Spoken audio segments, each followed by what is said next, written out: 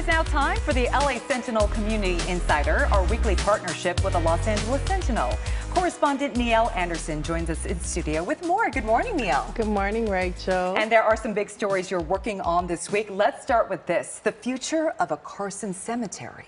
Well, this story is tragic because the cemetery closed and individuals weren't allowed to see their loved ones.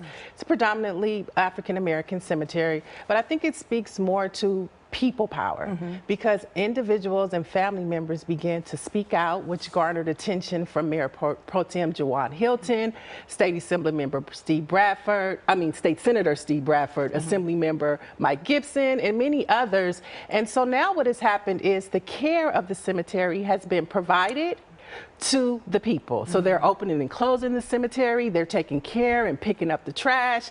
And so this speaks to, if people begin to be involved in community and speak up, change happens. So the cemetery is still in uncertainty, but what we do know is that these individuals are not going to let their ancestors go away. Like you said, you know, when people do not give up, continue to be persistent and speak up and demand change, things will happen. Yes, and this is a testament to that. Yeah, and I'm looking forward to see the results. Yeah, and it also speaks to representation. That's because right. all of these Black electeds came to the town hall meetings and they made sure, and they're monitoring the situation. All right.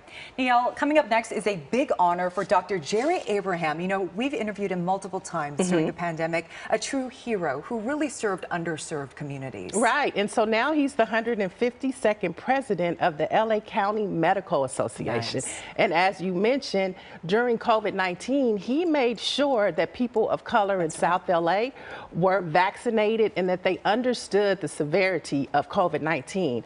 And what this also speaks to representation, because there have been many studies that say that Black patients have improved outcomes when seen by Black doctors and also more likely to agree with preventative measures. So this is a win-win for people of color, and it also speaks to representation matters. Yeah, you know, when we were covering the pandemic, we went out to his clinic many times, and he was always there speaking on behalf of the underserved people and was a real champion to make sure people got their vaccinations. Right, so right. a big honor and congratulations to Dr. him, for Abraham. sure. Absolutely.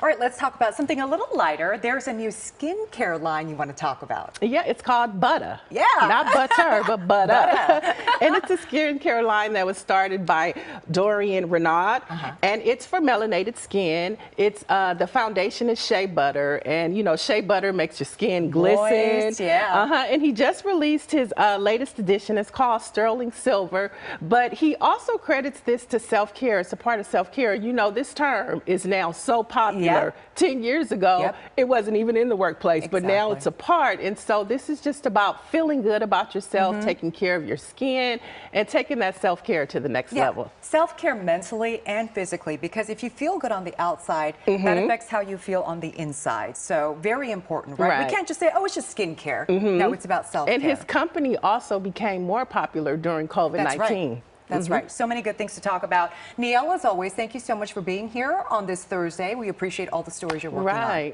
And for all the information on these stories and more, just check out this week's edition of the Los Angeles Sentinel. Scan the QR code on your screen right there for all the details. All right.